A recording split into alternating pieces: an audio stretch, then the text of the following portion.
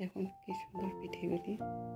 আমরা যে বাড়িতে ভাত খাই ওই চাল দিয়ে, এই সিদ্ধ চাল দিয়ে, ওই চাল গুঁড়ো দিয়েই মিক্সার গ্রাইন্ডারে পেস্ট করে এই পিঠেগুলি বানিয়েছি। দেখুন একটা একটা পিঠে কি সুন্দর নরম তুলতুলে আর জালিদার হয়েছে। দেখুন খেতে খুব দারুণ হয়েছে। এই পিঠে দেখুন একটা একটা আমি দেখিয়ে দিচ্ছি। দেখুন এইভাবে পিঠেগুলি কি সুন্দর জালিদার পিঠে হয়েছে আর খুব জলদি বানানো হয়েছে এগুলি। দেখুন একটা পিঠে আমি এক হাত দিয়ে কি সুন্দর ভেঙে দেখাচ্ছি, ছিঁড়ে দেখাচ্ছি। দেখুন যে গুড়ের রসগুলো নিয়ে ওটাতে দিয়ে গেছে। নমস্কার বন্ধুরা, আশা করি সবাই অনেক ভালো আছেন। আজ আপনাদের হাজির হলাম চিতই পিঠে। এই চিতই পিঠার জন্য দেখুন এই বাটি দিয়ে 2 বাটি ভাত খাই যে আমরা ওই চাল রাতে সারা রাত ভিজিয়ে রেখেছিলাম।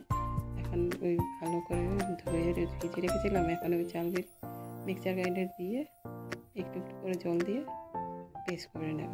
পেস্ট করে যখন একটু একটু দানা দানা আছে তার জন্য একটা পাত্রে একটা ছাঁকনি নিয়েছি। চাল গুঁড়ো চালা ছাঁকনি দিয়ে সুন্দরভাবে এভাবে ছেঁকে নিচ্ছি। ছেঁকে নেওয়ার পর দেখুন এভাবে সুন্দরভাবে এভাবে একটু থেকে গেছে। ওটা ওই চাল দিয়েছিলাম, ওই চালের মধ্যে দিয়ে আবার পেস্ট করে নেব। পেস্ট করার সময় একটু একটু করে জল দিচ্ছি, একবারে জলটা দিচ্ছি না। দেখুন এইভাবে সুন্দরভাবে সব চাল আমি পেস্ট করে নিলাম। পেস্ট করতে প্রায় যেই বাটি চাল নিয়েছিলাম ওই বাটি 2 বাটি জল দিয়েছি একটু একটু করে। বেটারটা দেখুন এমন হয়েছে, না ঘন না পাতলা। এভাবে সামান্য নুন, পরিমাণ মতো নুন আর খাওয়া সোডা একটু দিয়েছি, দিয়ে ভালো করে বেটারটা করে যাতে নুন আর ওটা মিশে যায়। তারপর এভাবে আমি প্রায় 20 মিনিট 15 মিনিট ঢাকা রেখে দেবো। সঙ্গে সঙ্গে বানাতে চাইলে বানাতে পারবে। দেখুন আমার ঢাকা খুলে আমি এটাকে ভালো করে এসে একটা কড়াই নিয়েছি। কড়াইয়ের তলটা থাকে একটু মোটা হয়, সেই জন্য দেখুন আমি একটা পুরোনো কড়াই নিয়েছি যেন পাতলা না হয়, মোটা হয়।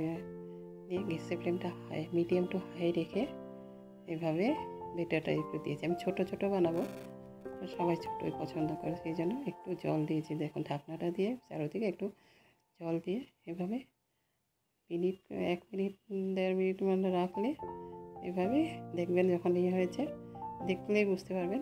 এভাবে পিঠেগুলি এক এক করে আবার দিয়ে দিলাম বেটারটা একটু দিয়ে ঢাকা দিয়ে আবার চারোদিকে সামান্য একটু জল দিয়ে দিলাম। জল দিয়ে এভাবে গ্যাসের ফ্লেমটা হাই টু মিডিয়াম রেখে, গ্যাসের ফ্লেমটা কমাবেন না, এভাবে হাই বা মিডিয়াম করে রাখবেন। রেখে এভাবে এক এক করে খুব জলদি দিচ্ছি আরও হচ্ছে। এইভাবে তাড়াতাড়ি করে দেখুন কি সুন্দর জালিদার, একদম ফুলো ফুলো জালিদার হয়েছে।